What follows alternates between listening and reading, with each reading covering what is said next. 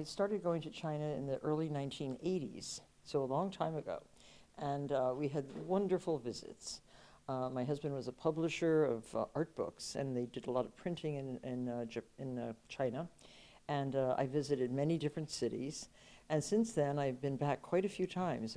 I love Chinese food more than any other cuisine. I think Chinese and Japanese are my two favorite cuisines. And I love many different things about China. I love the art.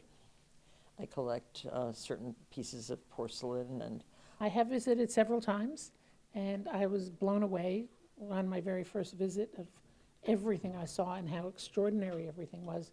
It was in Beijing and Shanghai, and I look forward to coming back again. But the whole Chinese culture is so much a part of our lives and our world. I mean, it's so integrated.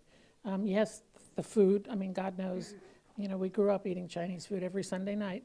But the whole Chinese culture, and New Year's, I mean, the Year of the Dragon, about luck and prosperity and opportunity.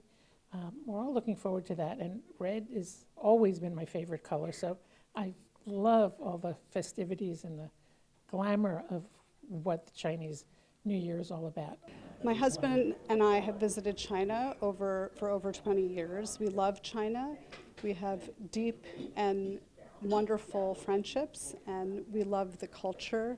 I think it's one of the most creative places in terms of fashion, innovation, entrepreneurship. My hope is that we can bridge and create bridges for mutual understanding, especially through the arts in this time where we need more than ever people to come together.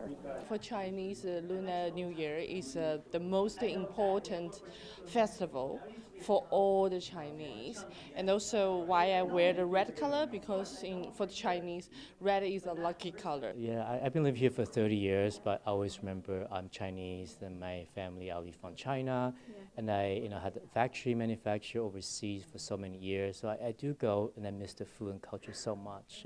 China's responsible for so much of everything that we live with, wear, dress, everything. I mean, it's a major player in the world, and I've been there several times, and it's a fascinating country and culture that goes back thousands of years, and there's a lot we can learn from the Chinese. Well, what I love about the culture, I mean, it's steeped in history, right? So there's so much that we in the Western world can learn from Chinese culture because it's been around for so long, and there are so many elements of philosophy and science and medicine that we're now incorporating into our culture, and I think there's so much more to share going forward.